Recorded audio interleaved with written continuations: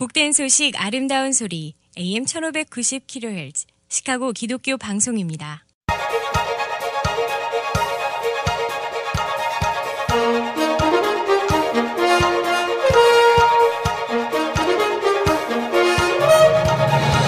김정일 해설위원의 시사 해설. 세상을 넓게 봅니다. 삶의 지평이 넓어집니다.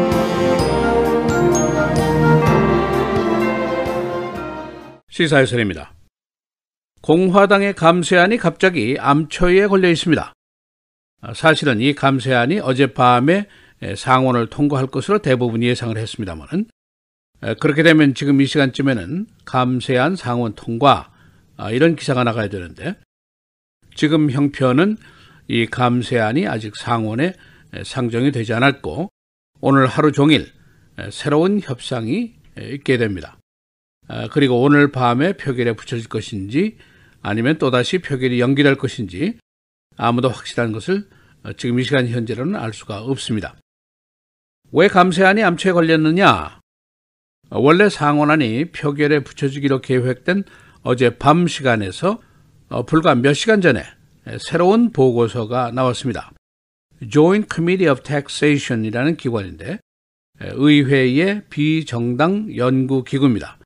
이 JCT가 한 말이 있는데, 감세를 하고 그 영향으로 투자와 고용과 소비가 늘어나고 경제 성장이 상승한다고 하더라도 그 효과를 다 빼고도 결국 이 감세안의 결과는 10년 후에 1조 달러 정도의 국가 부채를 늘리는 결과를 가져올 것이다 라는 보고였습니다.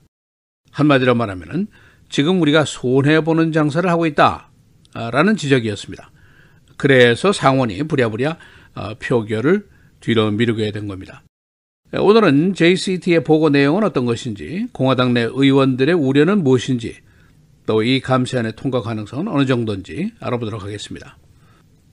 공화당 상원 지도부는 어제 오전까지만 해도 자신감에 넘쳐 있었습니다.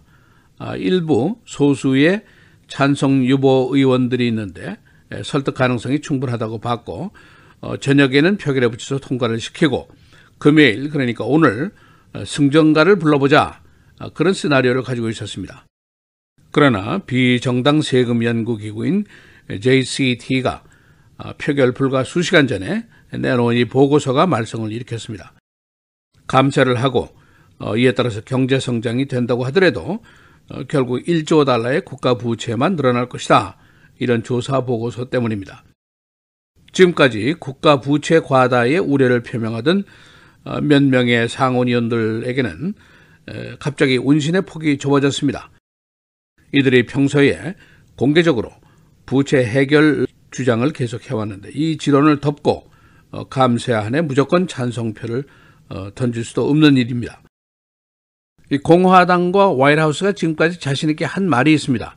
그것은 pay for itself, 이런 얘기입니다. 감세안이 결국 감세로 인한 투자, 고용, 소비 신장으로 세수의 감소분을 넘어서서 오히려 이득을 보게 될 것이다, 그런 주장이었습니다. 즉 국민이나 기업에게는 세금이 줄어들어서 좋고 국가 경제는 성장을 해서 좋고 꼭 먹고 알 먹고의 논리였습니다. 그러나 권위 있는 JCT의 스토리는 완전히 다르게 나온 것이 문제였습니다. 양자의 상쇄가 되지 않을 것이다, 오히려 1조 달러의 국가 부채가 증가할 것이라는 예상이었습니다. 그런데 이게 JCT만의 연구가 아니었습니다. 펜 워튼 버젯이라는 조사도 있는데 이 조사에서 보고한 것을 보면은 감세에 들어가는 돈이 1조 6,400만 달러, 그리고 성장 효과는 1조 3,900만 달러, 역시 손해보는 장사다라는 보고가 나와 있습니다. 원래 이 감세안에 대한 기본적인 의문이 두 가지입니다. 첫째는 감세로 인한 성장이 세수 감세를 충당할 수 있을 것이냐, 그것이고, 두 번째는 감세의 방법이 빈부 간에 공정한 것인가, 그런 질문입니다. 지금 연구기관의 해답은 첫째, 1조 달러의 손해를 본다. 둘째, 중산층 저소득층이 손해를 본다. 이렇게 나와 있습니다. 감세안 토의가 진행되는 동안 찬성을 유보했던 의원이 한 10명 정도 되는데 지금 대부분이 설득이 됐고 한 4명 정도가 반대로 여전히 남아 있습니다. 밥 코커 상원의원, 원래가 국가 부채 삭감 주장을 오래 계속해온 의원입니다. 그리고 제프 플레이크 의원도 역시 부채 상승에 큰 관심을 표명해왔던 의원이고, 란 존슨 의원은 중소기업에 대한 감세 차별에 대해서 반기를 들고 있고, 그러니까 90%에 해당하는 중소기업들이 세금 혜택을 외면하고 대기업, 법인만 우대를 하면은 그건 정치 흥금자 우대밖에 더 되느냐, 그런 반론을 펴고 있습니다.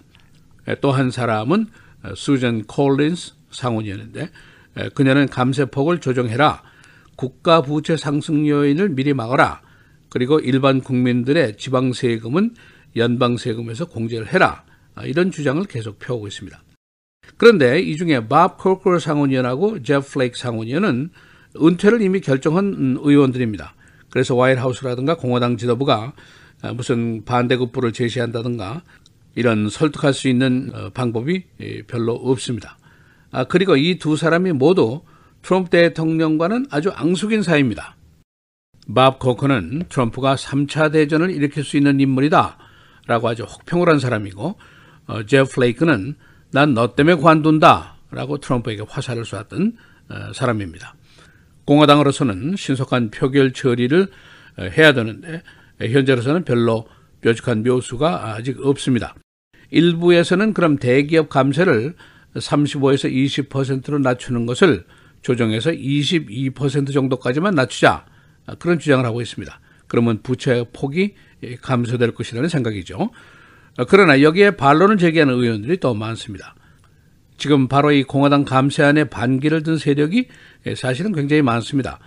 우선 스몰 비즈니스 단체들은 다 반대를 하고 있고, AARP, 노인연합에서도 반대를 하고 있고, 국민 여론조사를 해보면 한 52%가 반대를 하고 있습니다. 그리고 민주당에서는 전원이 반대를 하고 있습니다. 이 감세안이 현재 별 인기가 없기 때문에 공화당 지도부로서는 신속한 처리를 원하고 있습니다. 내년도 중간선거에서 다수당 자리를 뺏길지도 모르게 됩니다. 트럼프 대통령 등장 이후에 아직도 중요한 법안 처리에 실적이 없습니다. 그런데 내년에 공화당이 상원 하원에서 다수당 자리를 뺏긴다면 그건 그야말로 끝장이라고 볼 수도 있습니다. 지금 하원 안대로 하면은 수백만 명의 중산층들은 오히려 세금이 올라가게 됩니다. 그리고 수백만 명의 중산층 그리고 저소득층 시민들이 헬스케어를 잃어버리도록 되어 있습니다. 공화당 상원으로서는 오늘 금요일 하루가 매우 긴 하루가 될 것으로 예상이 됩니다. 현재로서는 감세안이 통과될 수 있을 것인지 아무도 확실한 답을 할 수 있는 사람이 없는 상황입니다. 시사해설 김재일입니다.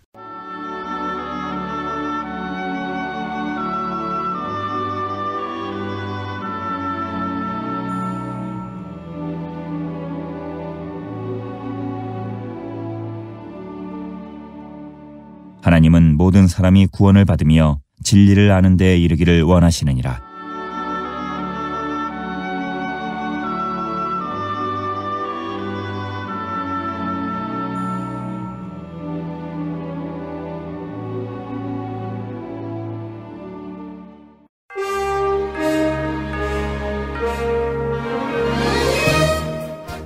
(12월 1일) 헤드라인 뉴스입니다. 공화당 상원 지도부가 세제개혁안 통과를 위해 안간힘을 쓰고 있습니다. 어젯밤 상원은 이 세제개혁안을 위해 표결에 붙일 예정이었으나 조세합동위원회가 공개한 보고서가 나오면서 세제개혁안 표결이 지연됐습니다.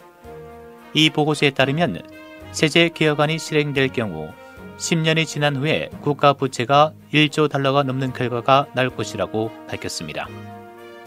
앞서 잔 맥케인 상원의원은 어제 공화당 상원의 세제 개혁안을 지지하고 나선 가운데 상원 표결 통과 가능성이 높아졌었습니다.